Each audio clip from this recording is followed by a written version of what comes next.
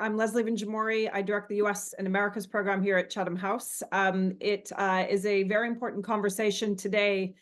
And before I turn it over to my colleague, Sanam Vakil, who's director of our Middle East North Africa program, I just wanted to say a quick word about the series of which this is part, which I think is extremely important for all of us at Chatham House and our audiences, our stakeholders, and quite frankly, for the wider public. This is part of a broader conversation that we launched at the start of the year, or relaunched, I should say, on a Republican foreign policy and on a conservative foreign policy. And it's aimed at trying to bring in scholars, former government officials, think tank analysts who are really very much part of the conversation about what a conservative foreign policy would look like. We started in January with Paul Dans, who is chair of Project 2025 at the Heritage Foundation.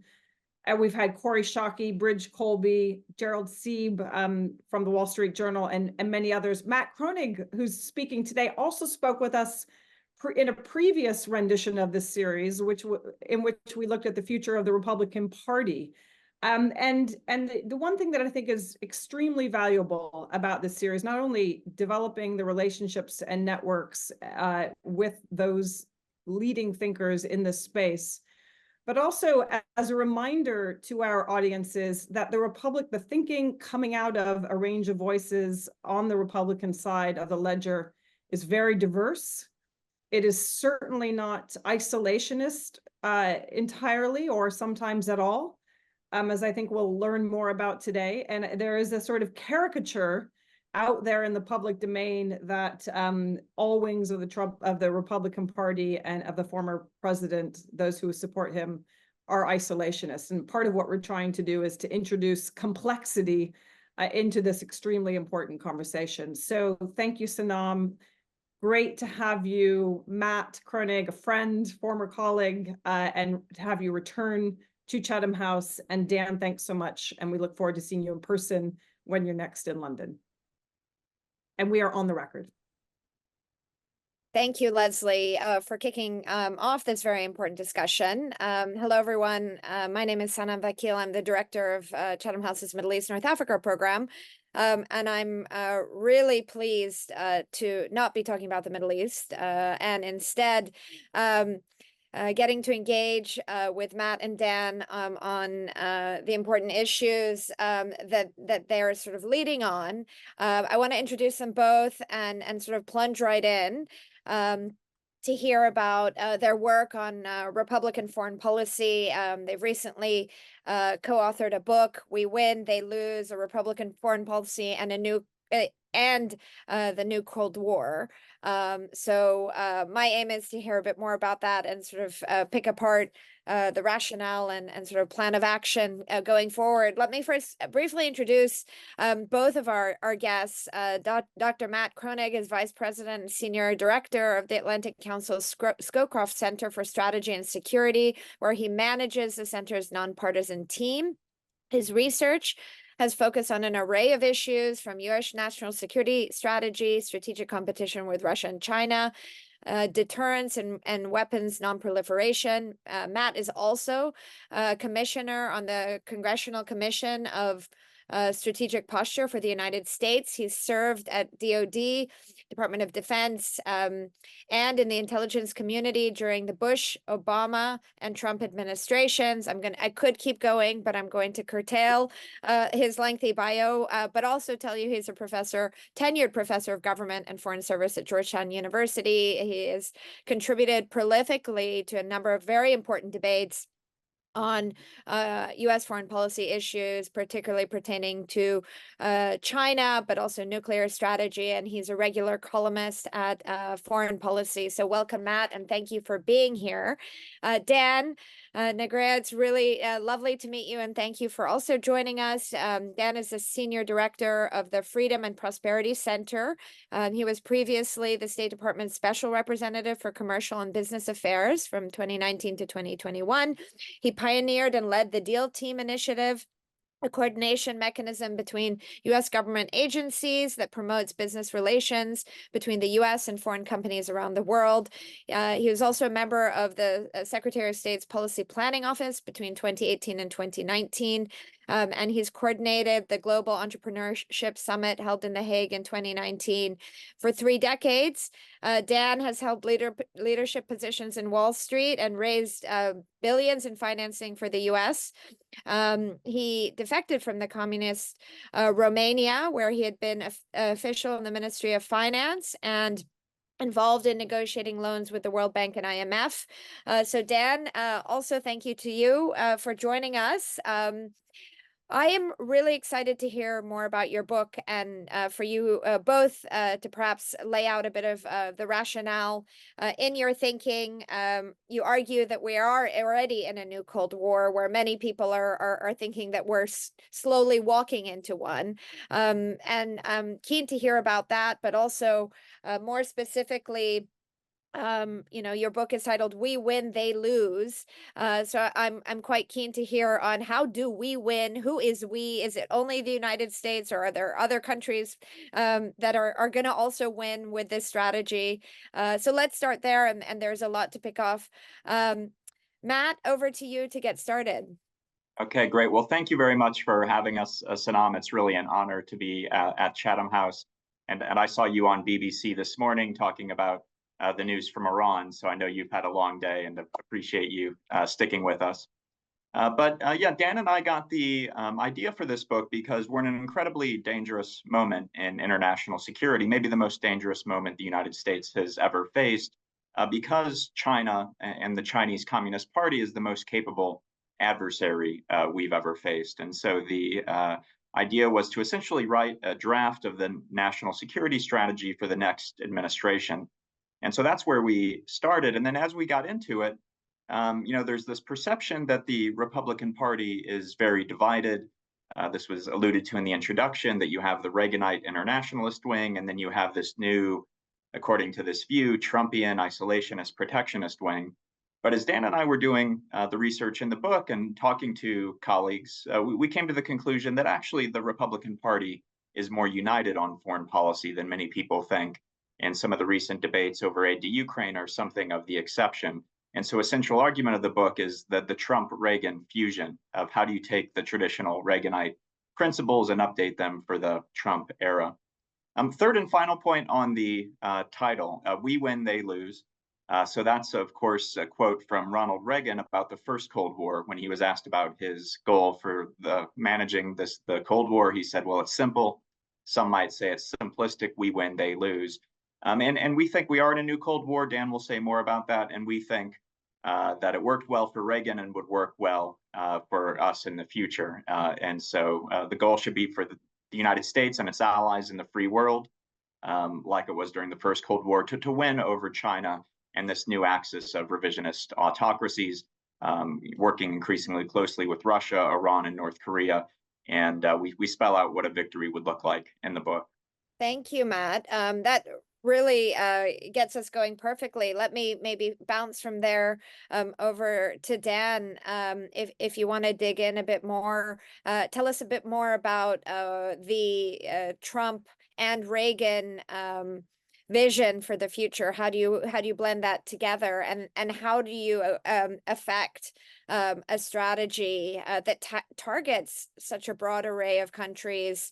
I mean, you brought up Iran and included it in the axis of authoritarianism, Matt, and of course also in North Korea, but maybe specifically just focusing on Russia and China, two big adversaries for the United States. Maybe you can walk us through that. Well, first of all, Sanam, thank you for inviting us. Extremely honored to be at Chatham House. I remember when I joined the State Department from Wall Street, one of the first things that I had to learn was Chatham House rules. And I didn't know what they were. There were no such rules on Wall Street, but I had to find out what they were. And I had to find out that there was a Chatham House and the great prestige that you enjoy internationally. So let's talk about the title. The title says, "We win, they lose." And you are right to ask who is the we. a lot of the terminology from the previous, and the subtitle is Republican Foreign Policy and the New Cold War. So let me first start with a disclaimer. The Atlantic Council is a nonpartisan institution, but Matt and I wrote a partisan book because, as the subtitle makes clear, this is a Republican foreign policy and not an American foreign policy where we look back or project what it should be between the two parties. The title is We Win, and the we is the free world, the United States, and the United States as the leader of the free world.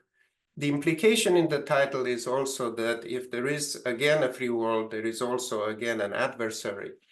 And we define the adversary as the new axis of evil. And in the new axis of evil, we include the People's Republic of China, led by the Chinese Communist Party, Russia, Iran, and North Korea. What is very important in articulating that there is a new Cold War is that it requires a seriousness of purpose from United States government and governments of other countries in the free world. So what is also helpful is to try to figure out what is a Cold War. And we think of it as a long-term contest between adversarial regimes, with adversarial regimes that threaten and harm vital interests of the United States. So we are not in a Cold War, say, with Cuba or Venezuela or Nicaragua, because they cannot hurt vital interests of the United States. But among the important, so the other question that you asked is very interesting. What does it mean to win? And we discussed it in several long paragraphs in the book, but we had the great privilege of getting a foreword by former Secretary of State Mike Pompeo, and he encapsulated the we win in two words: incapacitation or capitulation, meaning we get the Chinese Communist Party led China to the point where either it cannot hurt our interests or it gives up in hurting our interests. And we explain in the book how they consistently act in a way that is against the interest of the United States and its allies, democratic allies, and how we want them to stop that. And one last point to end this overview. If we are in a Cold War, we argue in the book, important central policies of the Biden administration must be changed drastically. So, is climate change an existential threat to the United States and to humanity or not? In the Cold War, we argue that it's China and the axis of evil who are an existential threat and not climate change. And if this is the case, then also what should be the energy policy of the United States? What should be the policy, for example, in LNG exports? Also, what should be military spending, defense spending, if we are in a new Cold War? We argue that 2% should be a floor rather than the ceiling. It should be significantly more. And finally, what should be the border policies when millions of people unvetted come into the United States? Thank you. Thank you, Dan. Also for laying out some of the broad contours of the themes and areas that I think are important. If you don't mind, I'm going to keep toggling back and forth and ask you both some further questions. And then to everybody online, I'm very keen to bring you into this conversation. So please put your questions in to the Q&A box, and I will try to blend them together and take as many as possible so that we can dig deeper into, I think, this very important issue. So let me go back to you, Matt, and ask you, first of all, you said that, you know, this came about first as a draft for the new administration, and now, you know, we have a real clear roadmap or a plan. And I'm just wondering two things, first of all. Have you engaged, or I hope they're engaging with you, the Trump administration, on your sort of roadmap and diagnosis and strategy, and what sort of reception are you receiving on some of these ideas? Certainly, an endorsement from Mike Pompeo is a positive signal, but a bit more there would be great. But also. What isn't working right now with American foreign policy before we go back to delve into, how you want to change things on the ground? Where do you see weaknesses and failures, particularly with regards to China and Russia? But if you want to broaden out and talk about leadership or engagement with these issues on an international stage, I would welcome that as well. Okay, great. Well, first, what is the reception it's receiving? And I would say so far, very positive. It was the #1 new release in international relations on Amazon for several weeks after it was published, and it's still available there for those of you who'd like to pick up a copy. And encourage you to do so. As you said, we had a forward from Mike Pompeo, who was Trump's Secretary of State and may be going back to serve. Also an endorsement from Robert O'Brien, who was Trump's national security advisor, maybe going back. In a way, I think we knew the reception was going to be positive, though, because in a way, the conservative movement were the co-authors of this book, because Dan and I have been in conversations with these people daily over the past few years.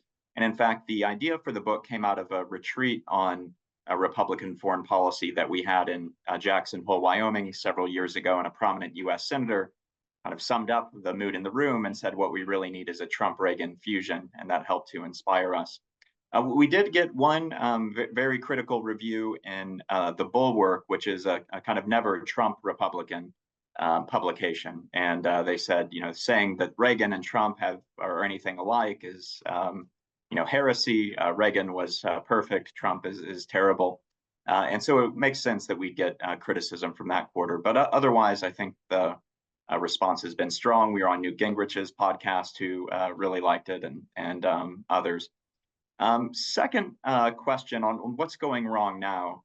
And we go through the book, have a chapter in the book where we, I think, fairly but critically assess Biden's foreign policy. So there's a lot that I could say. The one I'd point to first, I think, is peace through strength.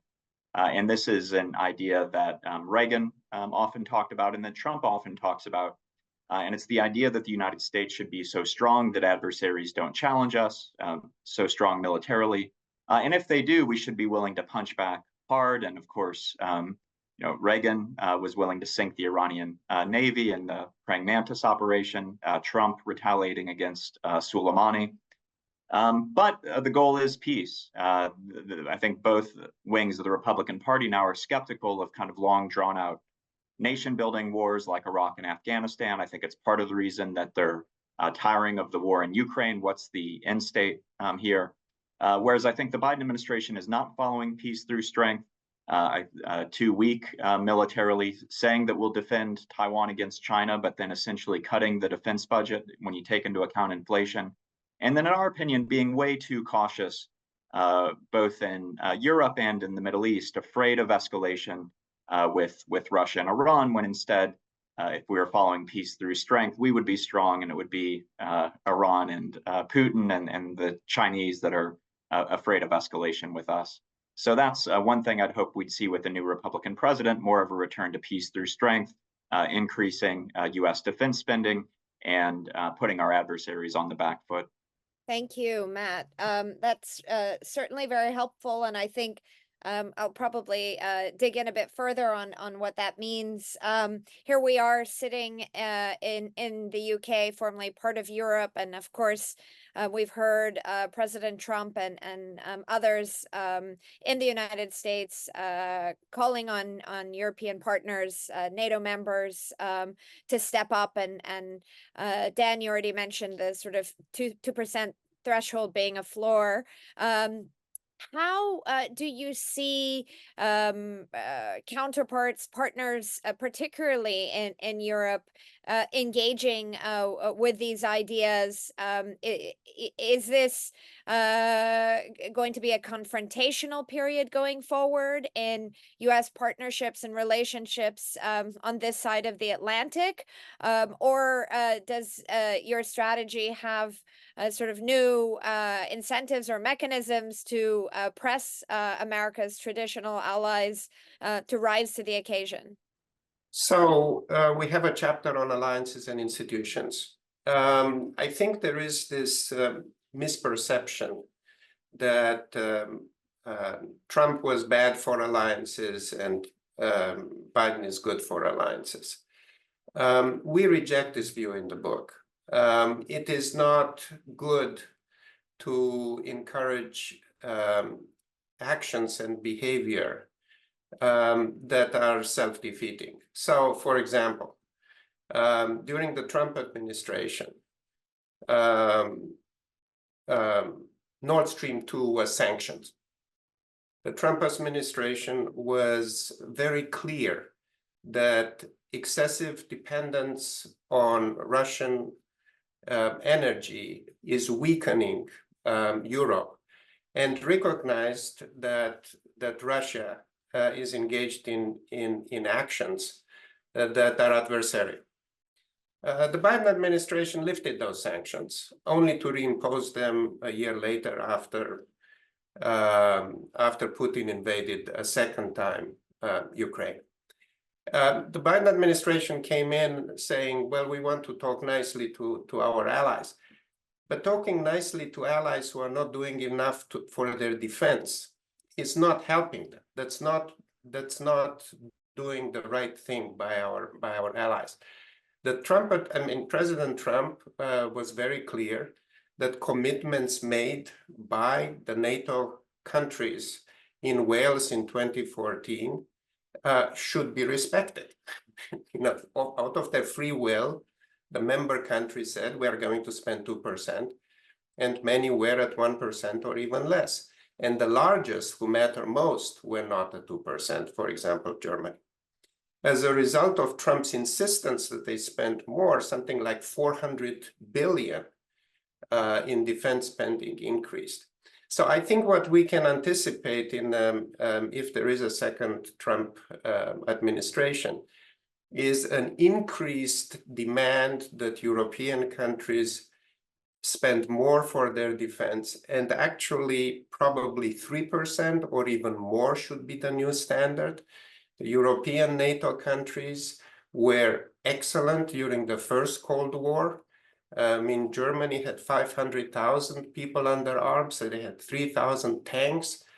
Now that they are about 200,000 people under arms and 300 tanks, of which half don't work. So Europe needs to be able to defend itself if the United States, despite its best intentions, is engaged elsewhere in the world. So I think this will be a central element of another Trump administration. Thank you very much. That's very clear, and I'm sure it's ringing alarm bells across Europe. But nevertheless, maybe let's go back to China, if that's okay, Matt, and talk about the challenge ahead. And I'm really quite keen to hear what would change in practice in the relationship between the U.S. and China under a Trump administration. How do you foresee that playing out? And do you have evidence of a tougher line and maybe from the last 4 years or past examples of history on how a tougher line with China in particular might benefit the United States? Yes, I think there are several ways it might change. One, the Biden administration says that its goal is to responsibly manage the competition with China. But I don't know. I was an athlete growing up, and my goal wasn't to manage the competition; it was to win it. That was Reagan's goal in the first Cold War. And so, if we really are in a new Cold War, as Dan and I think we are, the purpose isn't just to manage this forever. It is to get to a place where it ends. And if we look historically, these competitions always do end. The Romans and the Carthaginians aren't still at each other's throats. So this will end one way or another, and we want ourselves and our allies to be on top. And so I think there'd be a more competitive mindset towards winning, not just managing. Second, consistent with this, the Biden administration has talked a lot about how we also need to cooperate with China. I think they put forward a three-part framework saying that our relationship is part cooperation, part competition, part confrontation. And Dan and I joke in the book, they're only about 1/3 right, because maybe unfortunately our relationship is increasingly defined by the most confrontational elements. So this idea that we're going to cooperate with China on climate change or global public health sounds nice. In reality, there's not much there. China's a bad actor in both spaces. It's the world's largest greenhouse gas emitter. It continues to increase its greenhouse gas emissions. It's leading in green technology, not to save the world, but because it wants to dominate the energy resources of the 21st century and make us vulnerable. They say that explicitly. On public health, their irresponsible behavior led COVID to become a global pandemic. Still to this day, they refuse an investigation into COVID that would prevent a reoccurrence. So this idea that we're going to somehow cooperate with China in global challenges, I think, doesn't really make sense. And I think the Trump administration would put less weight on that. Finally, I mentioned this already, but defense. Biden has said 4 times that he would defend Taiwan. Yet we're not building the military. We're nowhere near having the military posture we would need to deny a Chinese attack on Taiwan. I think Trump would greatly increase U.S. defense spending, and there'd be more of a focus on building the military force posture we need to deal with China in the Indo-Pacific. Thank you. That's very helpful. And let me turn back to you, Dan, and ask you to delve a bit more about the China-Russia relationship. You know, there are sort of debates about the dynamics between Beijing and Moscow, with concerns that, of course, or debates, at least here, where we sit in London, that the relationship is certainly not balanced, and perhaps even on some days putting Xi Jinping in an uncomfortable situation. How do you see this relationship evolving? Are they two together? Two states that are too big to manage or contain, or to push back against for the United States on its own? Can you sort of break apart how you see them, and sort of where there might be entry points beyond, let's say, the defense dynamic to constrain that relationship? So there is no question in our book, as Matt and I showed, that there is an axis of evil. Central to this axis of evil is the relationship between China and Russia. What animates this relationship is the desire of 2 brutal dictators to support each other in their malign actions internationally. So they are both acting in an aggressive manner militarily, and in a coercive manner economically. China does not have another meaningful ally, a valuable ally, an ally of consequence other than Russia. So they depend on Russia in their geostrategic objectives. At the same time, Russia would not have engaged in its aggression against Ukraine without the tacit support of China. And now we know that between the countries of the axis of evil, there is a lot of support. So China buys from Russia energy, gives them dual purpose economic products that they can use for their military purposes. So in terms of what the United States and the countries of the free world can do, it is very clear that Russia and China support each other also diplomatically at United Nations. So we need to be together diplomatically. But also we need to come back to the deterrence aspect.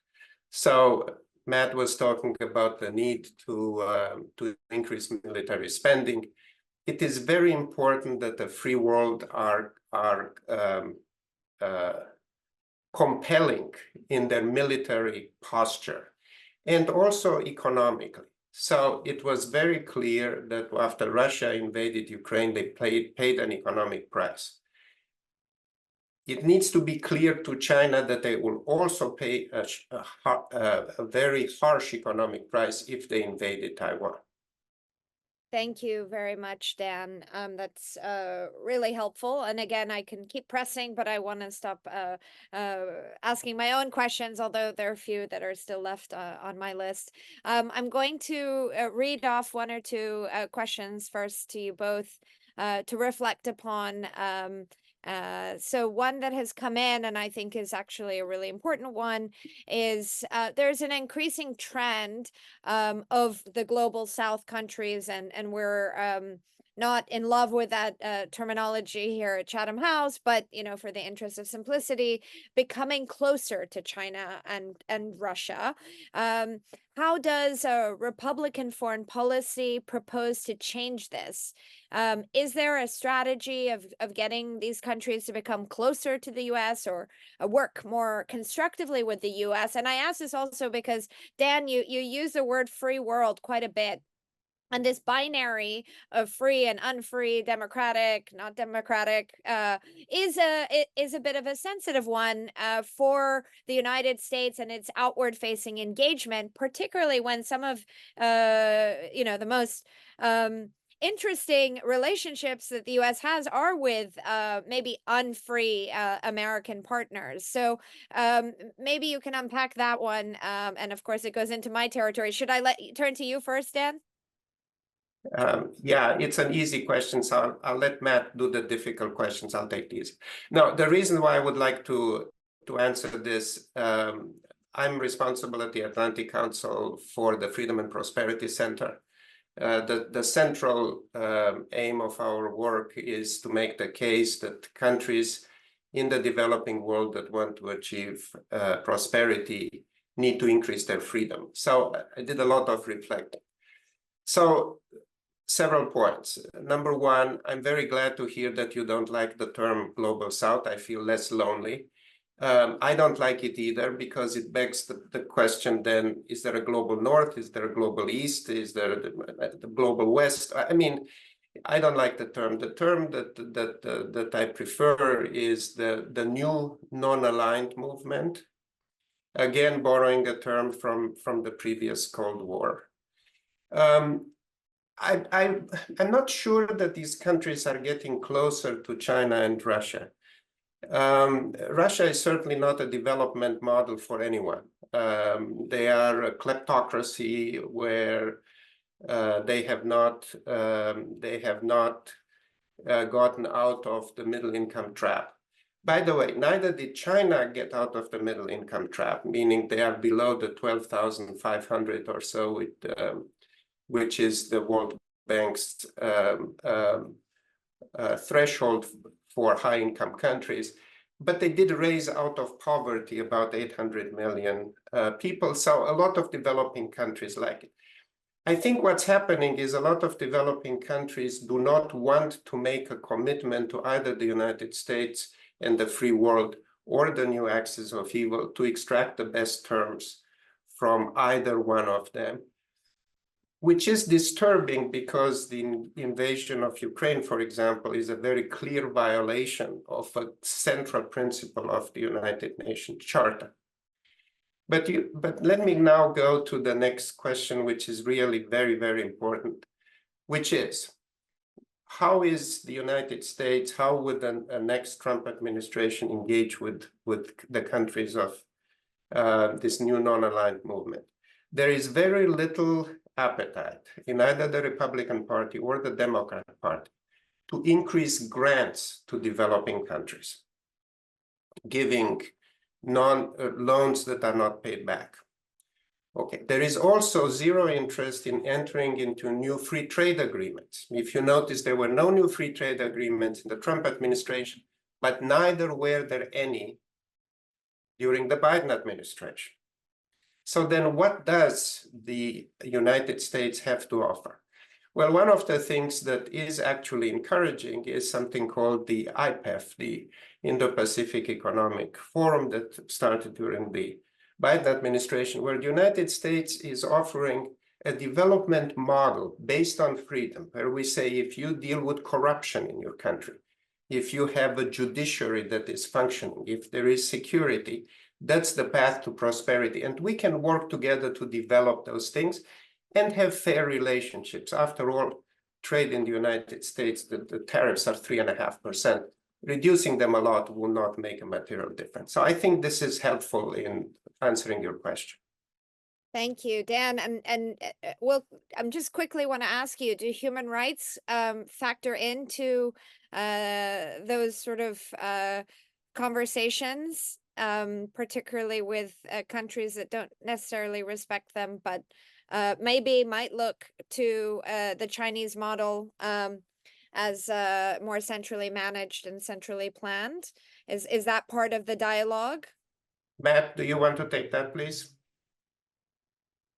Well, sure, I'll take this one. And I think Dan and I do think that ideology matters in this contest, just like it did in the first Cold War. And there is a difference morally between the United States and its democratic allies in the free world and these autocracies who engage in terrible human rights abuses. And moreover, and so we argue that we should embrace ideology. There are some people who say, well, no, these are just two great powers duking it out. But I think if we embrace ideology, that actually helps us. It's more persuasive that we stand on the side of these values, especially to our allies in Europe. But also, I think it's just required for a realistic assessment of where we are. The fact that we're democracies gives us certain strengths and weaknesses. The fact that they're autocracies gives them certain strengths and weaknesses. And I think in the first Cold War, we proved that our model was better, and in a long-term competition, it will prevail. And I think the same thing here. So I think that needs to be part of the message to the global South, as well as that the Chinese model doesn't work, the American model does. Okay, thank you. A number of questions on Ukraine specifically have come in to the chat, and I wanted to sort of double down on that and give you both a chance to quickly respond. As you go through webinars, more and more questions come in. People get more and more animated. So trying to tackle as many. On Ukraine, there are a few things. First of all, is there anything that you would recommend for the Biden administration to differently now in terms of prioritizing its dynamics with Russia and being conscious that a war of attrition or forever war here, is something that people are certainly discussing. In addition to that, arguably, if and somewhat tied to that, how does the fusion model bring together divergent views on Ukraine? You have a Reagan approach and you have a Trump approach, but together, what does that look like? You've clearly suggested that defense and deterrence is needed and relationship with partners is needed. But, on day one, what are we going to expect here or that will be different? And can a President Trump bring congressional allies and partners along on this journey? Well, Dan went first on the last one, so maybe I'll go first on exactly. this one. So first, I think it's worth pointing out how we got here, and I think the Biden administration hasn't handled this issue perfectly. And Trump has pointed out that Russia invaded Georgia under George W. Bush, invaded Ukraine the first time under Obama, didn't invade anyone while Trump was president, and then further invaded Ukraine under Biden. So I think that's for people who think that Trump would be bad for Europe and the Democrats would be good. I think they do really need to grapple with why is it that it was only under Trump that we had deterrence in Europe. The Biden administration, so 2 years or so ago, I and Steve Hadley and some others wrote a strategy for Ukraine that's essentially kind of a Reaganite strategy of give Ukraine everything it needs to win decisively on the battlefield. That's not what we've done. There's been this kind of slow drip of weapons. The Biden administration was against providing aircraft, and then it was for it. It was against providing HIMARS, and then it was for it. 5 or 6 different weapon systems they thought was too escalatory or that we didn't have enough, and then changed their mind.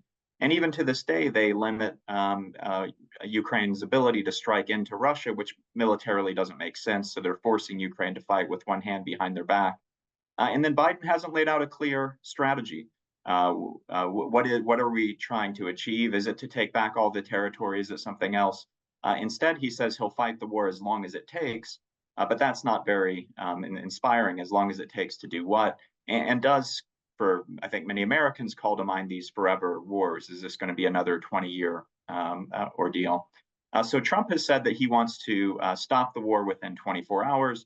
And of course, I think that's a rhetorical flourish. He means end it quickly. He said he wants to stop the killing.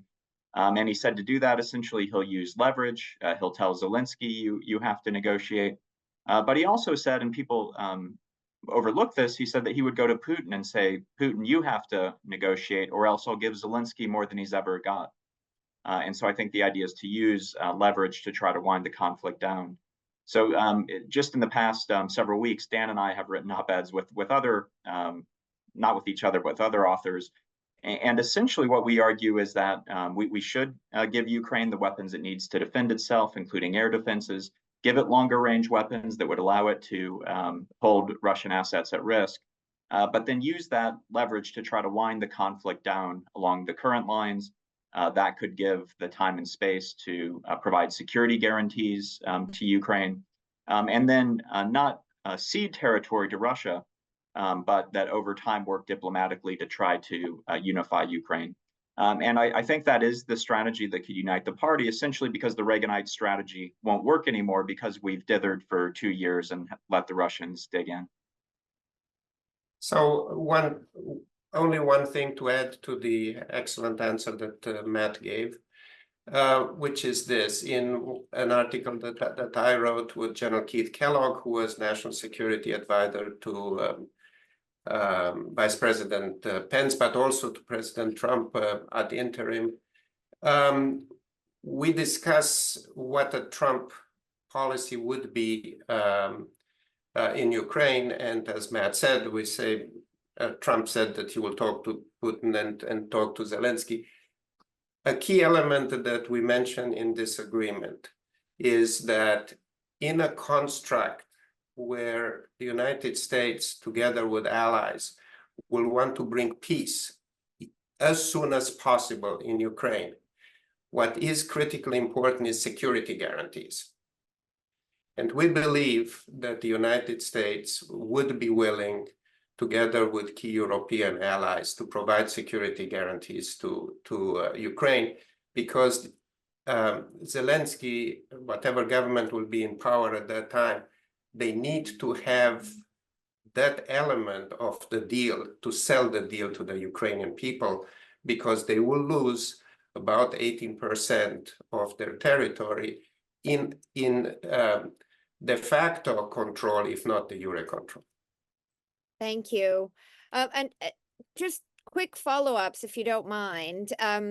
First of all, how serious do you take a risk of Trump pulling out of NATO, or how credible is his commitment to Article 5? That's a quick one. And two, should the U.S. countenance boots on the ground in Ukraine? And is that the sort of equivalent response that you would like to see in the context of Taiwan and China?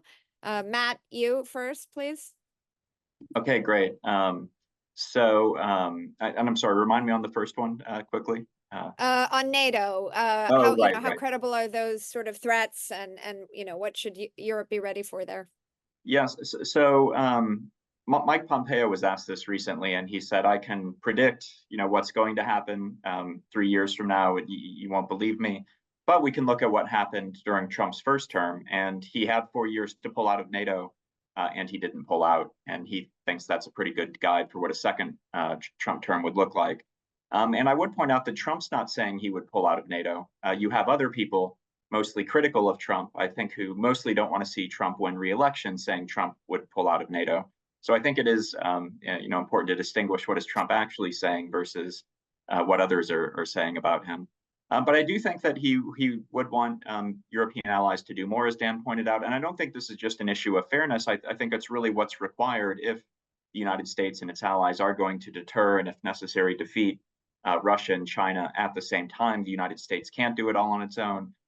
NATO has these new regional plans. Talking to some of the best NATO military experts I know, they say 2% is not going to be enough to provide the Supreme Allied Commander with the capability he needs to implement these plans. So this is not just a point of fairness, although it is that, but it is what's going to be required. Boots on the ground in Ukraine, I don't think is what Trump would do. But I think China and Taiwan is different because, as we point out, China is the greatest threat facing the United States. Our commitment to Taiwan is greater, I would argue, than our commitment to Ukraine was, because we do have this Congressional Relations Act. We have had this policy of strategic ambiguity going back to the 70s, where we've said maybe we would defend Taiwan. And if China were to succeed in taking Taiwan, that would have a lot of implications economically and militarily, and would pose a much more significant threat to U.S. interest. And so I think the stakes are higher there. And so what the United States would be willing to do to defend Taiwan would also be higher. Great. Thank you, Matt. Dan, I'm going to ask you something else, if that's okay. There's a question I think that would be really good to take on. How do you judge the Biden administration's economic policy in countering China, in particular, the Inflation Reduction Act, subsidies, et cetera? What would the Trump administration do differently here? Well, the Trump administration is used tariffs boldly against China, and will use them even more boldly in a second administration. I commend to everybody's attention a book written by Bob Lighthizer, who was the U.S. trade representative, and his book is called No Trade is Free. He wrote the book after our book appeared, so we didn't take his ideas in ours. I'm sure he didn't take ours in his. But anyway, he makes an excellent point in the book, and he said the purpose of trade is to assure a good standard of living for families and for communities in the United States, and for the safety of the American people. It's this clarity as to why we do business with other countries. The objective of doing business is not to improve the well-being of people everywhere around the world. It is what is in the interest of the United States, and what is in, and then other countries will think what is in the interest of their countries. So the interest of the United States at this point regarding China is, number one, protect the United States against mercantilist, unfair, predatory actions of Chinese companies. So this is the cheating in the trade. But increasingly, there is another dimension that is taking a greater and greater consideration in designing our policy, which is the national security consideration.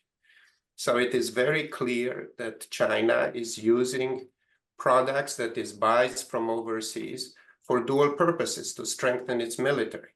So we have this process called CFIUS, which European countries also adopted, which is screening investments in the United States, whether adversaries are buying companies in the United States that they shouldn't be buying. But now there is an effort to have a reverse CFIUS, look at the investments overseas. So are American pension funds investing in Chinese companies that are producing goods that may be used someday to kill Americans or allies? So President Trump, in different interviews, has already talked about much higher tariffs against Chinese companies, both targeted, say, on EVs and other automobiles, but also broadly because of its general posture internationally. Thank you. That's very helpful to have further clarity on. Matt, there've been two questions that I think maybe I can somewhat lump together, although they're not completely related. But David Marks asks about AUKUS. Does that feature into new sort of foreign policy and this sort of strategy of rolling back or winning against Russia and China? And how, if at all, does Japan play in its position? Obviously, close relationship, longstanding with the United States. Is Japan a player or partner? How do you see Tokyo playing a role? Thank you. Yes. Well, and this conversation is focused on what some of the differences of the Trump administration would be, and that's been the focus. But there would be areas of continuity, and I do think there are areas of continuity and a lot of bipartisan agreement when it comes from the threat posed by China. And so the Trump administration did revive Quad and the Quad in Asia, and so saw the value of building alliances and partnerships, especially to counter China. And so I think AUKUS is something that the United States under a Trump administration would likely continue and expand. So I don't see a lot of differences there. Although I'm sure Trump officials might criticize the diplomacy that brought AUKUS about, with the French being upset, leading to them recalling their ambassador. I think that could have been handled more smoothly. But the idea, I think, of bringing together the UK and Trump has always had a good relationship with the UK. And Australia to work together on capabilities to counter China, I think makes a lot of sense and is supported in both parties. Very quickly, also, I think this is interesting, and I still haven't quite understood the purpose of the BRICS, but nevertheless, Dan, I'm wondering if you have any views in the context of global competition and this Cold War that you see underway. Are the BRICS a threat, and how can they be managed? Well, I mean, the BRICS was the creation of a securities analyst at Goldman Sachs. So former head of Chatham House. Yeah, so it's an artificial things, countries in different continents, different levels of development, different objectives.